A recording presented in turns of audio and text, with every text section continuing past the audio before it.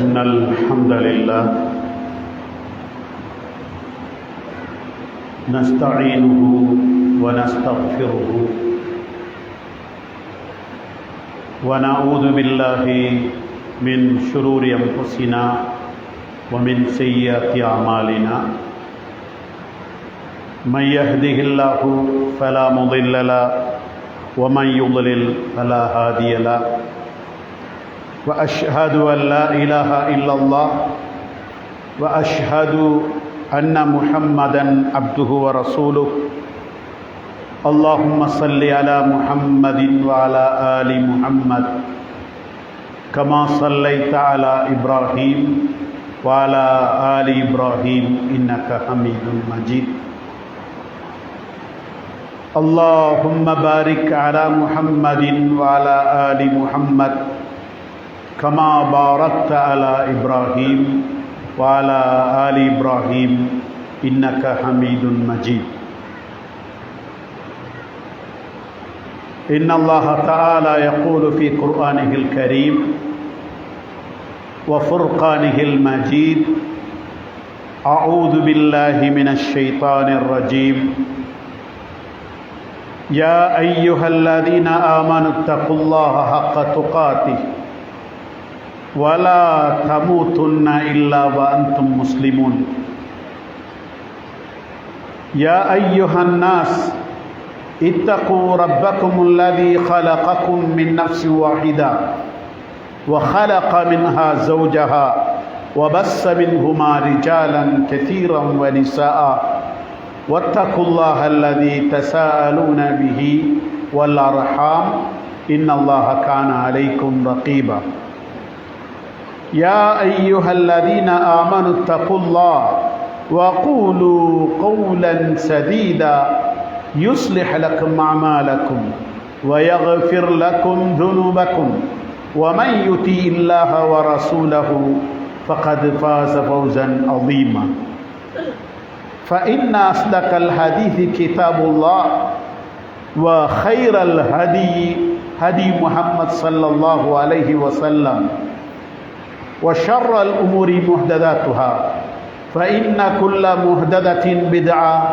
وكل بدعة ضلالة وكل ضلالة في النار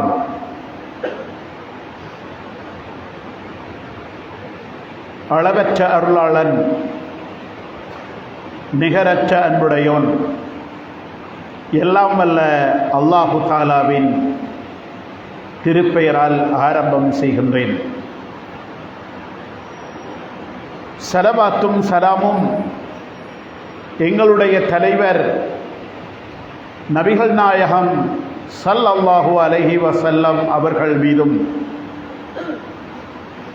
அவர்களுடைய வாழ்க்கை வழிமுறைகளை பின்பற்றி நடந்த சஹாபாக்கள், தாபிஈன்கள், தாபிஈன்கள் எம் அனைவர் மீதும் உண்டாக வேண்டும் என்று பிரார்த்தனை புரிந்து கொள்கின்றேன். எல்லாம் வல்ல அல்லாஹு தாலாவுடைய பேரருளின் காரணமாக அவனது கடமையை நிறைவேற்றுவதற்காக வேண்டி இங்கு குழுமியிருக்கின்ற இஸ்லாமிய சகோதரர்களே, பெரியோர்களே,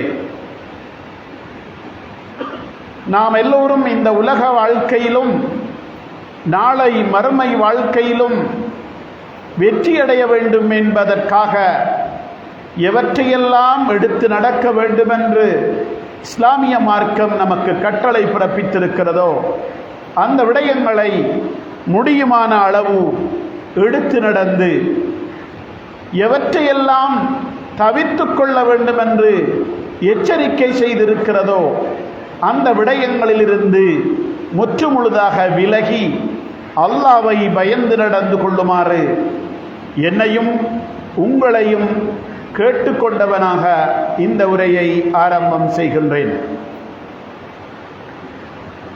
அன்புக்குரிய இஸ்லாமிய சகோதரர்களே, பெரியோர்களே, இன்றைய இந்த உரையின் தலைப்பாக உலுஹியா என்று சொல்லுகின்ற வணக்கமும் அதனோடு தொடர்பான சட்டதிட்டங்களும் என்ற தலைப்பு வழங்கப்பட்டிருக்கின்றது. அந்த வகையில் அதனோடு தொடர்பான சில விடயங்களை இந்த தருணத்தில் நினைவுபடுத்துவது சால பொருத்தமானதாகும் என்று நான் கருதுகின்றேன்.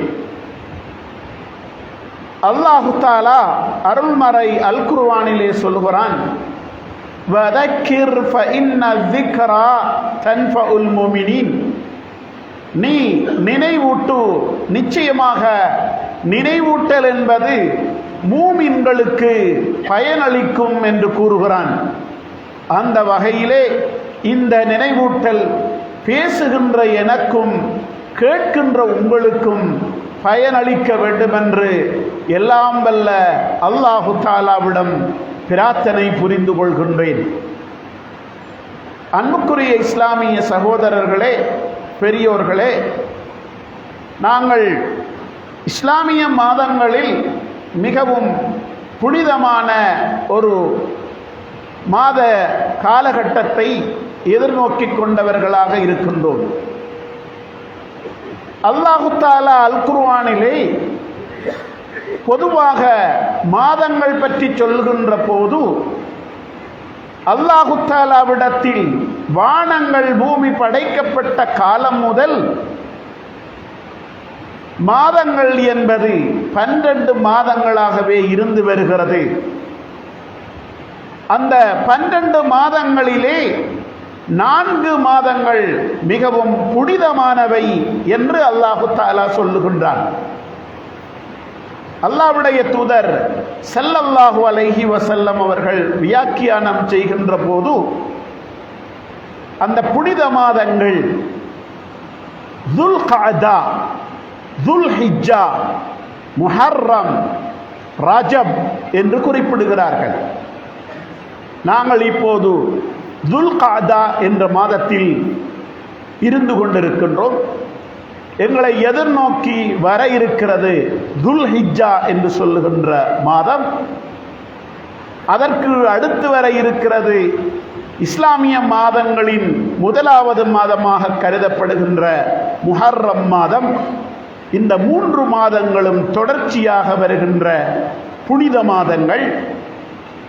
அதுபோன்று ரஜப் என்று சொல்லுகின்ற மாதம், ரமதான் மாதத்துக்கு முந்திய மாதம் ஷாபான், ஷாபானுக்கு முந்திய மாதம் ரஜப்.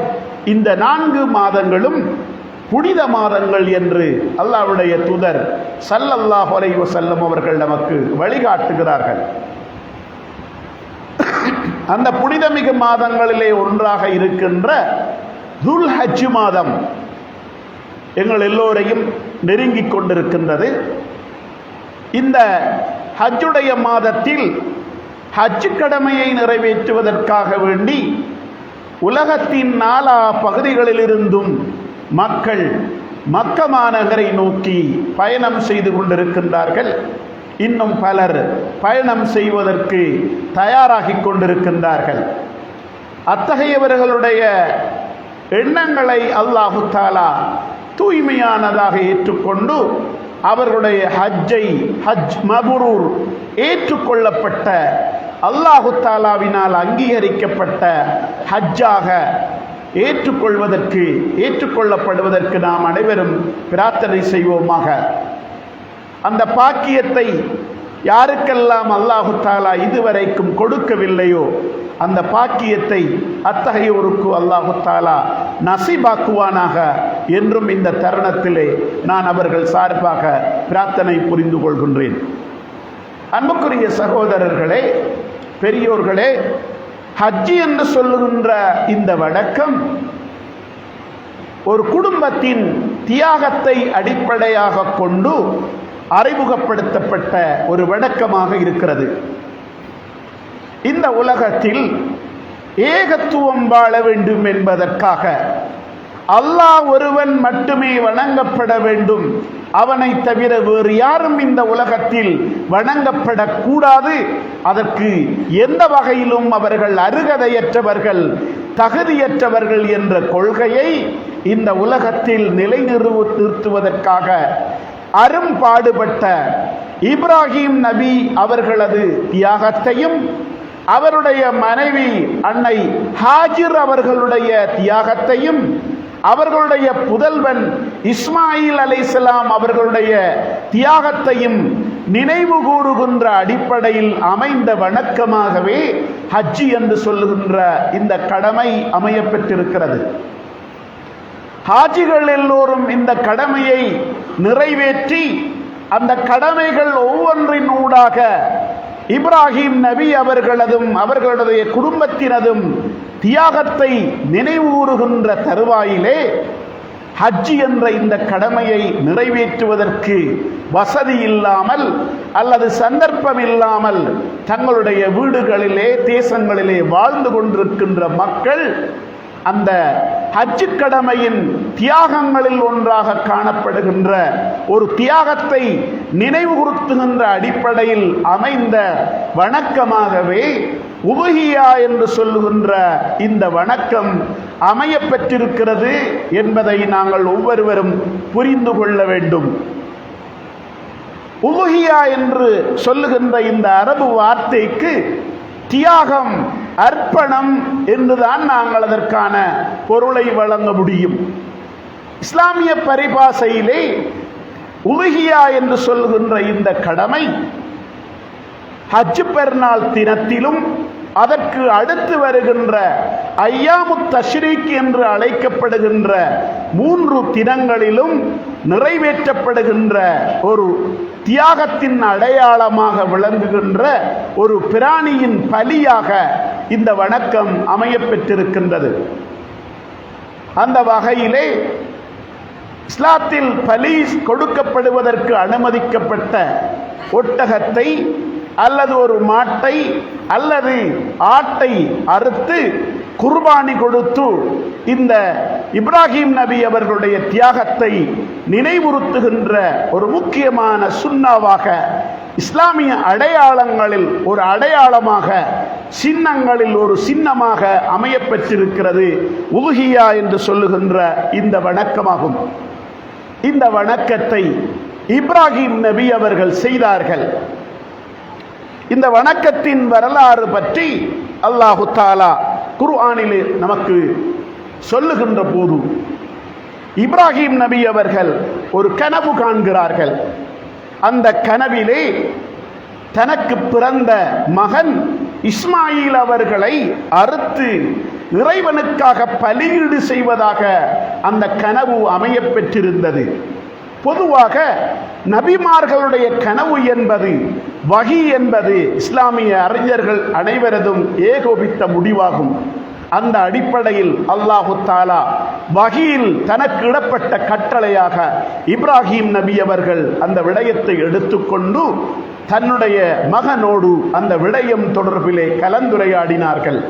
அல்லாஹு தஆலா சொல்கிறான், ஃபலம்மா பலக மஅஹு ஸஅய قال يا بني إني أرى في المنام أني أذبحك فانظر ماذا ترى قال يا أبتي افعل ما تؤمر ستجدني إن شاء الله من الصابرين என்று அல்லாஹு தஆலா அந்த விடயத்தை கூறுகின்றான்.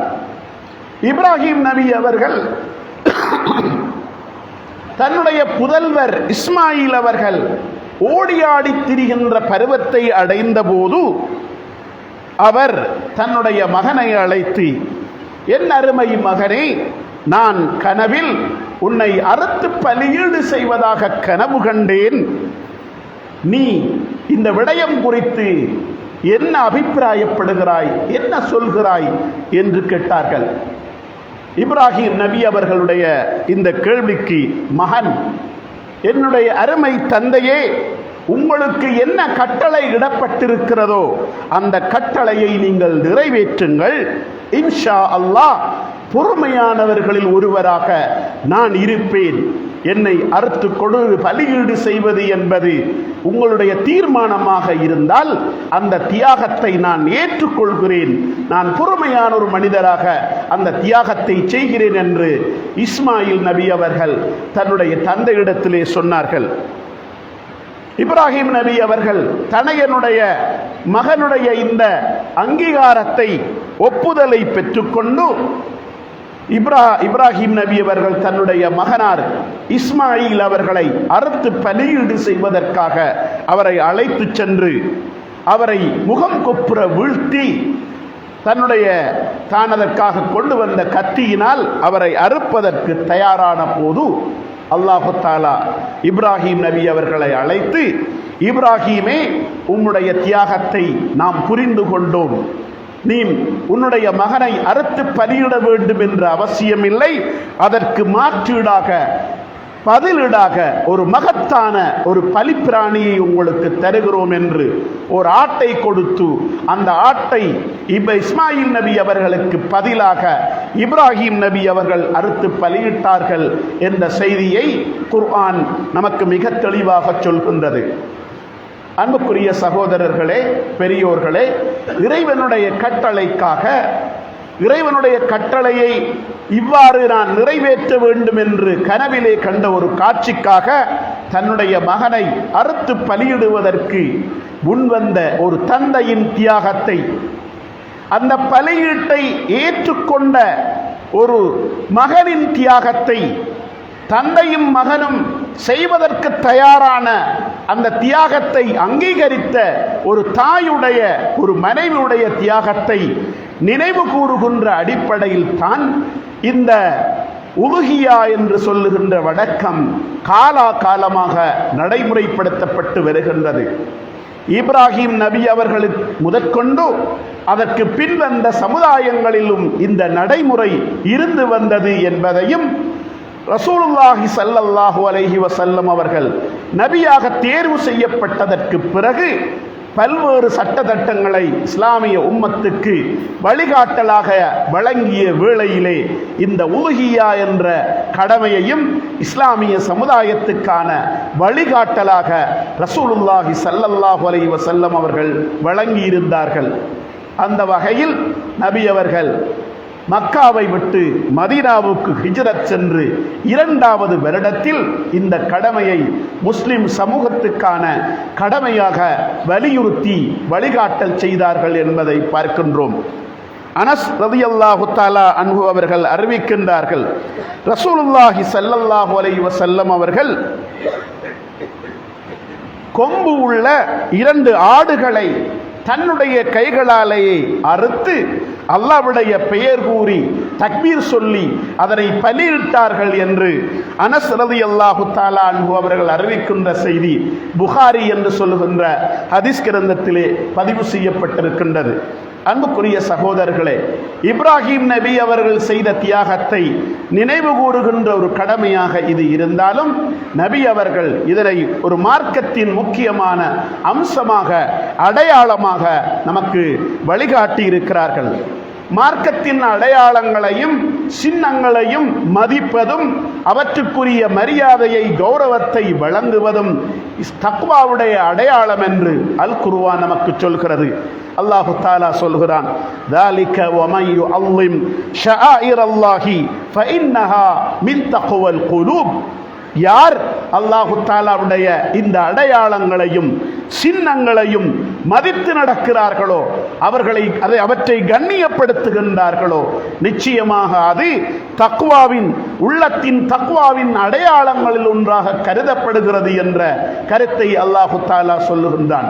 எனவே இத்தகைய மார்க்கத்தின் கடமைகளை, மார்க்கத்தின் போதனைகளை மதித்து அவற்றுக்கே உரிய பெருமானத்தின் அடிப்படையில் அவற்றை நாம் செயற்படுத்துவது நமது தக்வாவுக்கான அடையாளமாக கருதப்படுகிறது என்பதை நாங்கள் ஒவ்வொருவரும் புரிந்து கொள்ள வேண்டும். அன்புக்குரிய இஸ்லாமிய சகோதரர்களே, ரசூலுல்லாஹி ஸல்லல்லாஹு அலைஹி வஸல்லம் அவர்கள் ஹிஜ்ரி 2வது ஆண்டிலிருந்து மரணிக்கின்ற வரைக்கும் எந்த ஒரு சந்தர்ப்பத்திலும் விடாமல் நிறைவேற்றிய ஒரு கடமையாக இந்த உலுஹியா என்று சொல்கின்ற கடமை இருந்து வந்திருக்கிறது என்ற அடிப்படையில் இஸ்லாமிய அறிஞர்கள் இந்த உலுஹியா என்று சொல்லுகின்ற கடமையை சுன்னா முஅக்கதா, கட்டாயம் வலியுறுத்தப்பட்ட செய்ய வேண்டுமாகிய ரசூல் ஸல்லல்லாஹு அலைஹி வஸல்லம் அவருடைய வழிமுறை என்று சொல்கின்றார்கள். இமாம் அபு ஹனீஃபா ரஹ்மஹுல்லாஹ் அவர்கள் இது வாஜிப் என்ற தரத்தில் உள்ள ஒவ்வொருவரும் நிறைவேற்றியே ஆக வேண்டும், அதற்கு வசதி உள்ளவர்கள் நிறைவேற்ற தவறுகின்ற போது குற்றவாளிகள் என்ற பொருள்படுகின்ற அடிப்படையில் வாஜிப் என்ற தரத்தை உடைய ஒரு கடமையாக இந்த கடமை இருக்கின்றது என்று இஸ்லாமிய அறிஞர்கள் கூறுகின்றார்கள். அந்த வகையிலே இஸ்லாத்தில் வலியுறுத்தப்பட்டிருக்கின்ற ஒரு சுன்னாவாக இருக்கின்ற இந்த உலுஹியா என்ற கடமையை நிறைவேற்றுவதற்கு பொருளாதார ரீதியாக யாருக்கெல்லாம் வசதி இருக்கிறதோ அவர்கள் நிறைவேற்றி அவர்கள் தக்வாவின் அடையாளமாக இதனை வெளிப்படுத்த வேண்டும். உண்மையில் இது யாரோ ஒரு சிலர் தங்களுடைய குடும்பத்தில் மரணித்தவர்களுக்காக நிறைவேற்றுகின்ற ஒரு கடமை என்று சொல்லுகின்ற அடிப்படையில் சிலர் நாம் புரிந்து வைத்திருக்கின்றோம். எங்களுடைய குடும்பங்களிலே உறவுகளிலே யாராவது குர்பானி கொடுக்க போகிறார், உலுஹியா கொடுக்க போகிறார் என்றால் யாரு உங்களோட குடும்பத்தில் மூத்தாயினது யாருக்கு கொடுக்க போறீங்க? உம்மாக்கு கொடுக்க போறீங்களா, வாப்பாக்கு கொடுக்க போறீங்களா என்று மரணித்தவர்களுக்காக நிறைவேற்றுகின்ற ஒரு கடமையாக அதை பொருள்படுத்திக் கொண்டது என்பது மிகவும் துரதிர்ஷ்டமாகும். உண்மையில் மரணித்தவர்கள், உயிர் வாழுகின்றவர்கள் அத்தனை பேருக்குமாக வசதி உள்ளவர்கள் நிறைவேற்றுகின்ற ஒரு கடமையாக நபி ஸல்லல்லாஹு அலைஹி வஸல்லமுடைய வழிமுறையாக இந்த விடயம் இருக்கிறது என்பதை நாங்கள் ஒவ்வொருவரும் புரிந்து கொள்ள வேண்டும். இதனை நாம் நிறைவேற்றுவதன் ஊடாக இஸ்லாத்தின் ஒரு அடையாளம் ஒன்றை, இஸ்லாத்தின் சின்னங்களில் ஒன்றை மதிக்கின்றோம் என்று அதனுடைய பொருள்படும். ரசூல் ஸல்லல்லாஹு அலைஹி வஸல்லம் அவர்கள் வலியுறுத்தி ஹயாத்தாக்கிய ஒரு சுன்னாவை, அதற்குரிய பெருமானத்தை நாம் கொடுக்கிறோம் என்பது அதனுடைய பொருளாகும். இதையெல்லாம் தாண்டி இப்ராஹிம் நபி அவர்கள் செய்த தியாகத்தின் அந்த பெரும் தியாகத்தில் ஒரு சிறு தியாகமாக, அதன் அடையாளமாக இந்த சுன்னாவை நாம் ஹயாத்தாக்குகின்றோம் என்று அதனுடைய பொருள்படும். அல்லாஹு தஆலா குர்ஆனிலே பல இடங்களில் இப்ராஹிம் நபி அவர்களை பின்பற்றுமாறும் அவருடைய வாழ்விலே பல்வேறு வகையான முன்மாதிரிகள் மூமின்களுக்கு இருக்கிறது என்றும் நமக்கு வழிகாட்டல் செய்கின்றான். அவ்வாறு அல்லாஹு தஆலா சொல்லுகின்ற அத்தகைய பல்வேறு வழிகாட்டலிலே இந்த உலுஹியா என்ற சுன்னாவும் இருக்கிறது என்ற அடிப்படையில் இப்ராஹிம் நபி அவர்கள் ஏகத்துவத்தின் எழுச்சிக்காக, அதனுடைய வளர்ச்சிக்காக குடும்பமாக சேர்ந்து செய்த தியாகத்தில் அந்த பெரும் தியாகத்தை நம்மால் செய்ய முடியாமல் போனாலும் அந்த தியாகத்தை நினைவுறுத்துகின்ற அடிப்படையில் இந்த சுன்னாவை நாம் ஹயாத்தாக்குகின்ற போது அவரை பின்பற்றிய அவருக்குரிய அந்த பெருமானத்தையும் கௌரவத்தையும் கொடுத்த அதற்குரிய மரியாதையை வழங்கிய நன்மை நிச்சயமாக நமக்கு கிடைக்கப் போகின்றது. அது மட்டுமல்லாது இந்த உலுஹியா என்ற கடமையை முஸ்லிம் சமூகத்தில் இருக்கின்ற வசதி படைத்த எல்லோரும் செயற்படுத்துகின்ற போது அது முஸ்லிம் சமூகத்தில் இருக்கின்ற வசதி குறைந்த கஷ்டப்பட்ட மக்களுக்கு அந்த பெருநாட்காலங்களிலே கிடைக்கின்ற உணவுக்கான ஒரு வழியாகவும் அது அமைந்து விடுகின்றது. அல்லாஹு தஆலா அல் குர்ஆனிலே நமக்கு இந்த உலுஹியாவை நிறைவேற்றுவது சம்பந்தமாக வழிகாட்டல் செய்கின்ற போது இந்த உலுஹியாவை நீங்கள் நிறைவேற்றி அதன் ஊடாக அதிலிருந்து நீங்களும் சாப்பிட்டு கஷ்டப்பட்ட எளிய மக்களுக்கும் உணவாக அதை கொடுங்கள் என்று அல்லாஹு தஆலா வழிகாட்டுகின்றான். எனவே அன்புக்குரிய சகோதரர்களே, பெரியோர்களே, இந்த முக்கியத்துவத்தை நாங்கள் ஒவ்வொருவரும் புரிந்து கொண்டு உலுஹியா என்ற கடமையை நிறைவேற்றி அதற்குரிய நன்மையை அடைந்து கொள்வதற்கு நாங்கள் ஒவ்வொருவரும் முயற்சி செய்வோமாக. எல்லாம் வல்ல அல்லாஹு தஆலா அதற்கு நம் அனைவருக்கும் தௌஃபீக் செய்வானாக. ஆமீன். வ ஆகிரு தஅவானா அனில் ஹம்துலில்லாஹி ரப்பில் ஆலமீன்.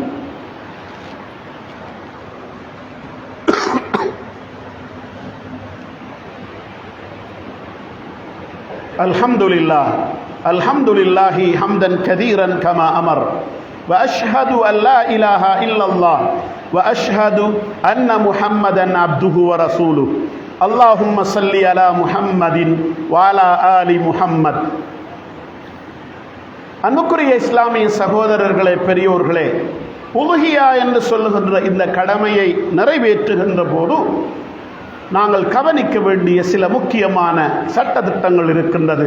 அவற்றையும் இந்த தருணத்தில் நினைவுபடுத்துவது பொருத்தமாக இருக்கும் என்று நான் நினைக்கிறேன். முதலாவது, உலுஹியாவுக்கான பிராணி என்பது ஆடும் மாடும் ஒட்டகமும் தான். இது தவிர வேறு எந்த பிராணிகளும் உலுஹியாவாக வழங்கப்பட மாட்டாது என்பதை நாங்கள் புரிந்து கொள்ள வேண்டும். இந்த சந்தர்ப்பத்தில் உலுஹியா என்று சொல்லுகின்ற அந்த கடமையை ஒரு ஆட்டையோ அல்லது மாட்டையோ அல்லது ஒட்டகத்தையோ எங்களுடைய பொருளை கொடுத்து பணத்தை கொடுத்து வாங்கி பலியீடு செய்தல், இது ஒரு வணக்கம். இந்த வணக்கத்துக்கு நிகராக அந்த தருணத்தில் வேறு எந்த வணக்கமும் இருக்க மாட்டாது. எனவே இன்றைய கால சூழ்நிலையில் குர்பானிக்கு மாட்டுக்கு செலவழிப்பதை விட, ஆட்டுக்கு செலவழிப்பதை விட, ஒட்டகத்துக்கு செலவழிப்பதை விட முஸ்லிம் சமூகத்துக்கு வேறு வகையான தேவைகள் இருக்கிறது, அதற்காக செலவிட வேண்டும் என்று இதற்கான மாற்று தீர்வாக வழங்குவது என்பது அது நபி ஸல்லல்லாஹு அலைஹி வஸல்லம் அவருடைய முன்மாதிரி கிடையாது, நபியுடைய சுன்னா கிடையாது என்பதை புரிந்து கொள்ள வேண்டும். வசதி உள்ளவர்கள், வாய்ப்புள்ளவர்கள், தேவையுள்ளவர்கள் என்ன தேவைக்கு வேண்டுமாக இருந்தாலும் உங்களுடைய பொருளாதாரத்திலே இருந்து தர்மம் என்ற அடிப்படையில் செய்து கொள்ளுங்கள். ஆனால் அதற்கு பதிலாக உலுஹியாவுடைய பணத்தை உலுஹியா கொடுக்காமல், ஒரு மாடு வாங்க வேண்டிய பணத்தை மாடு வாங்காமல், ஆட்டுக்குரிய பணத்தை அதற்கு கொடுத்து வாங்காமல் அது வேறு செலவுகளை செஞ்சு முஸ்லிம் சமூகத்துக்கு தேவைகள் இருக்கிறது என்று தீர்வு கொடுப்பது என்பது அது நபிகள் நாயகம் ஸல்லல்லாஹு அலைஹி வஸல்லம் சுன்னா அல்ல, நபியுடைய வழிமுறை அல்ல. இப்ராஹிம் நபியுடைய இந்த சுன்னாவை ஹயாத்தாக்குகின்ற முறைமை அது கிடையாது என்பதை நாங்கள் ஒவ்வொருவரும் புரிந்து கொள்ள வேண்டும். ஏனென்றால் இன்றைய காலகட்டத்தில் உலுஹியாவுக்குரிய பணத்தை உலுஹியாவுக்குத்தான் செலவழிக்க வேண்டும் என்பதல்ல, வேறு வகையான தர்மங்களுக்கும் முஸ்லிம் சமுதாயத்துடைய தேவைகளுக்கும் அதற்கு பயன்படுத்தலாம் என்ற தீர்ப்புகளை வழங்குகின்ற பலர் இன்றைய காலகட்டத்தில் இருக்கிறார்கள். எனவே கட்டாயம் இது நபியுடைய சுன்னா, அது ஆடு மாடு ஒட்டகங்களில் தான் அது ஹயாத்தாக்கப்படும் என்ற விடயத்தை நாங்கள் புரிந்து கொள்ள வேண்டும். அன்புக்குரிய சகோதரர்களே, இந்த ஆடு மாடு ஒட்டகம் என்று சொல்கின்ற பிராணிகளை நாம் தெரிவு செய்கின்ற போது அது குறைபாடுகள் அற்றவைகளாக இருக்க வேண்டும் என்பது ஹதீஸ்களுடைய முக்கியமான நிபந்தனையாக இருக்கிறது. 4 வகையான குறைபாடுகளை ரசூல் ஸல்லல்லாஹு அலைஹி வஸல்லம் சொல்கிறார்கள். கண் பார்வை அற்றதாக அந்த பிராணி இருக்கக்கூடாது, கால் முடமானதாக அந்த பிராணி இருக்கக்கூடாது, நோயினால் நன்கு பலவீனப்பட்டதாக இருக்கக்கூடாது, உணவு இல்லாமல் அல்லது வேறு காரணிகளிலே மெலிந்து போன ஒரு பிராணியாக அந்த பிராணி இருக்கக்கூடாது. இது அல்லாத மிகவும் ஆரோக்கியமாக இருக்கின்ற மிகச் சிறப்பான நிலையில் இருக்கின்ற அந்த பிராணியை வாங்கித்தான் நாங்கள் குர்பானி கொடுக்க வேண்டும் என்பதை புரிந்து கொள்ள வேண்டும். எங்களுடைய முன்னோர்கள் பலர் இந்த குர்பானியை நிறைவேற்றுகின்ற போது காசை பார்க்காமல் அந்த பிராணியை பார்ப்பதில் கூடுதல் முக்கியத்துவம் செலுத்தினார்கள். சிலர் கூடுதலான பணம் கொடுத்து அந்த குர்பானிக்குரிய பிராணியை வாங்கிய போது சிலர் கேட்டார்கள், இவ்வளவு காசு கொடுத்து ஏன் வாங்கி இருக்கிறீங்க என்று. நான் அல்லாஹ்வுக்காக குர்பானி கொடுக்க போகிறேன். குர்பானி கொடுக்கின்ற இந்த பிராணி மிகவும் கொழுத்ததாகவும் மிகவும் ஆரோக்கியம் உள்ளதாகவும் பார்வைக்கு அழகானதாகவும் பிறரால் ஒதுக்கப்படாததாகவும் அது இருக்கப்பட வேண்டும். எனவே அல்லாஹ்வுக்கு குர்பானி கொடுக்கிற விஷயத்தில் அதுக்கு நான் காசை பார்க்க மாட்டேன் என்று கூடுதலான பணத்தை செலவழித்து அதற்கு பொருத்தமான தகுதியான பிராணிகளை வாங்கி குர்பானி கொடுக்கின்ற நடைமுறையை அவர்கள் பின்பற்றினார்கள். இப்னு உமர் ரலியல்லாஹு தஆலா அவர்கள் சொல்வார்கள், குர்பானி பிராணிகளை தெரிவு செய்கிற போது நன்கு கொழுத்த பிராணிகளை தேர்வு செய்யுங்கள் என்று சொல்வார்கள். அதில் தான் ஒரு பரக்கத் இருக்கிறது. நோய்வாய்ப்பட்டிருக்கின்ற எலும்பும் தோலுமாக இருக்கின்ற பல்வேறு குறைபாடுகளோடு இருக்கின்ற காசு குறைய என்பதற்காக அவற்றை கொடுத்து வாங்கி இந்த கடமையை அர்த்தமற்றதாக ஆக்கிவிடக்கூடாது என்ற யதார்த்தத்தில் இப்னு அப்பாஸ் ரலியல்லாஹு தஆலாவுடைய அந்த வழிகாட்டல் அமைய பெற்றிருக்கிறது. ஆக அன்புக்குரிய சகோதரர்களை, இந்த விடயத்தை நாம் கவனம் செலுத்த வேண்டும். ஒட்டகமாக இருந்தால் 5 ஆண்டுகள் அதனுடைய வயசு பூர்த்தியாக இருக்க வேண்டும். மாடாக இருந்தால் 2 ஆண்டுகள் அதனுடைய வயசு பூர்த்தியாக இருக்க வேண்டும். ஆடாக இருந்தால் செம்மறி ஆடாக இருக்குமாக இருந்தால் 1 வயசு அது பூர்த்தியாக இருக்க வேண்டும். சாதாரணமாக வெள்ளாடுகளை பொறுத்த வரைக்கும் 6 மாதங்களுக்கு மேற்பட்ட வயதை கொண்டதாக அது இருக்க வேண்டும் என்பது வயது தொடர்பான அதனுடைய வழிகாட்டலாகும்.